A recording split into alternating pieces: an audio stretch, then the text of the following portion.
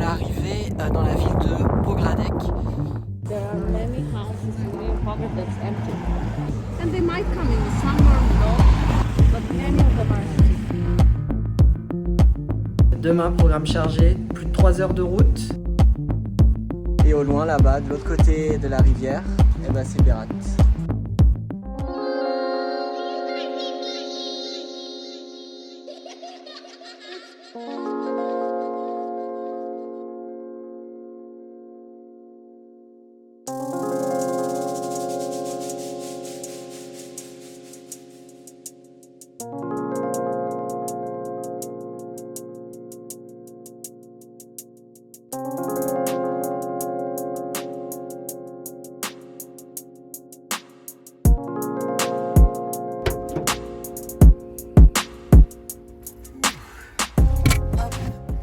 Salut tout le monde. Alors, je suis toujours à Berat, je quitte la ville ce matin, direction le sud du pays et la ville de Saranda. Voilà, Saranda et plus au sud de Saranda, la ville archéologique de Butrint. Et c'est mon objectif de la journée, aller jusque là-bas. J'en ai pour environ 4h30, 4h30 de route, voire 5h. Je sais pas, en fonction de l'itinéraire. Voilà pour le programme de la journée. Donc comme d'habitude, je vous emmène avec moi. Allez, let's go. À ce moment précis, je suis à la moitié de mon voyage et depuis le début, je décris les endroits dans lesquels je vais sans pour autant les situer de manière précise. Donc, faisons un petit récapitulatif. La porte d'entrée aérienne du pays, c'est la capitale Tirana. Donc c'est ici que j'ai tout logiquement commencé mon voyage. Puis ensuite, je suis parti en direction de l'est pour rejoindre Pogradec. Pour arriver à Berat, obligé de rebrousser chemin jusqu'à Elbasan, puis ensuite de redescendre vers le sud jusqu'à arriver à destination. J'aurais pu prendre un autre itinéraire, mais ça aurait été plus long en termes de temps passé sur la route. Pour aujourd'hui, même stratégie. Je prends l'itinéraire le plus rapide, même si je fais plus de kilomètres. Tout ça pour arriver à Butrint, et puis ensuite, je passerai la nuit à Saranda. Une fois que tout ça sera fait, il me restera 2 journées pour faire toute la côte albanaise et puis rejoindre à nouveau Tirana. Tout ça est totalement faisable en 2 jours.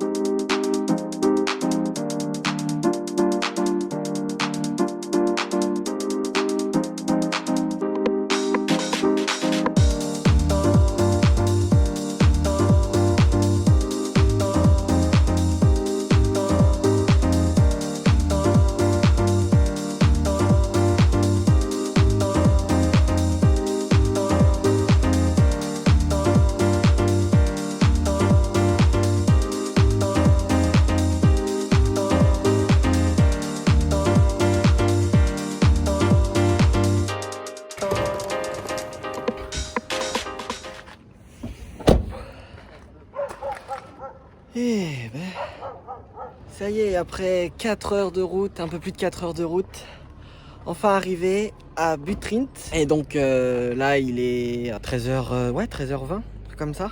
Début d'après-midi, donc je vais visiter le site archéologique.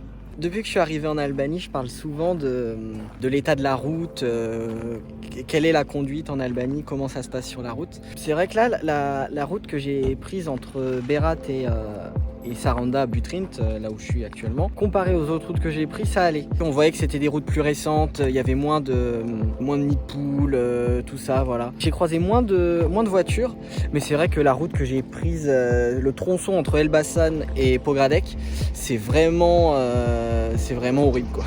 Après les autres pays du monde, je sais pas, j'ai pas tout vu dans ma vie encore, je sais pas, mais déjà si tu arrives à conduire en Albanie, tu peux conduire à plein d'endroits, je pense. La route, c'est aussi ça permet aussi de mieux de se rendre compte du paysage du pays. Je sais que si je serais resté dans la capitale, j'aurais pas vu tout ce que j'ai vu. On se rend compte qu'on est dans un pays quand même qui est vachement rural, quoi, mais une ruralité vraiment différente de ce qu'on a en France. Ici, par exemple, l'agriculture, elle est encore que très peu mécanisée. Beaucoup d'animaux au bord des routes, des chèvres, des moutons, des chevaux, des vaches aussi. Voilà, plein d'animaux différents.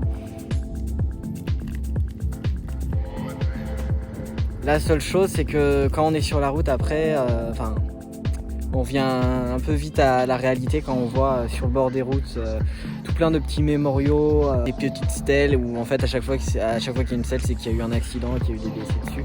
Ça fait un peu froid dans le dos, mais bon. Après, c'est quand on voit ça qu'on se rend compte du problème de sécurité routière dans le pays, quoi.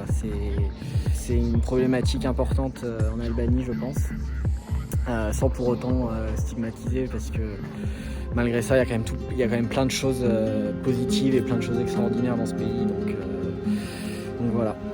Bon, pas trop le temps de manger, moi ça va être une petite barre céréales, une petite clémentine et de l'eau, et c'est reparti. Parce que ouais, si je veux tout voir cet après-midi avant que le soleil se couche, va falloir que je me dépêche.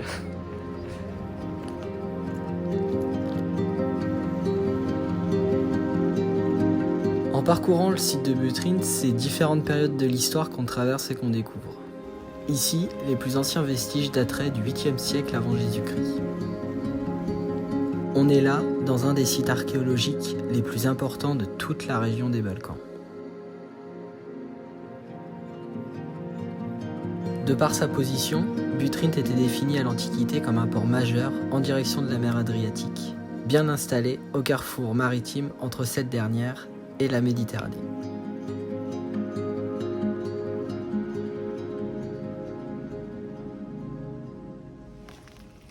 It is difficult to be judged, to be reviewed. As a teenager, I remember one casting director who later became a producer.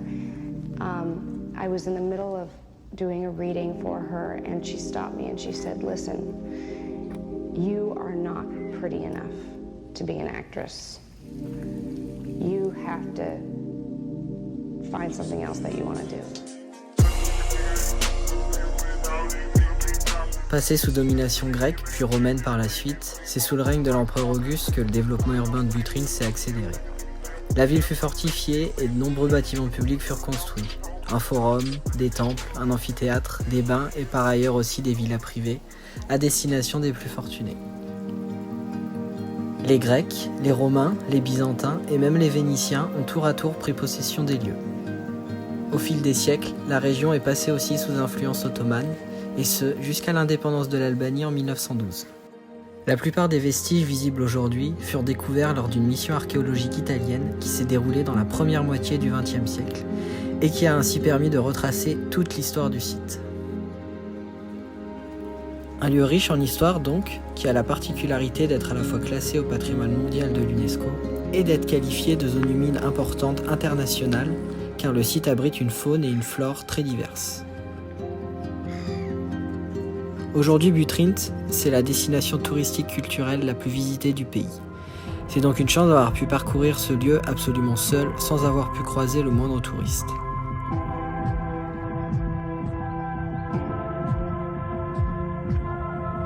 C'est sur ces belles paroles que la vidéo se termine. Merci de l'avoir regardée, en espérant vous avoir donné envie de venir visiter Butrint. D'ici là, je vous donne rendez-vous pour la fin du périple albanais dans une prochaine vidéo.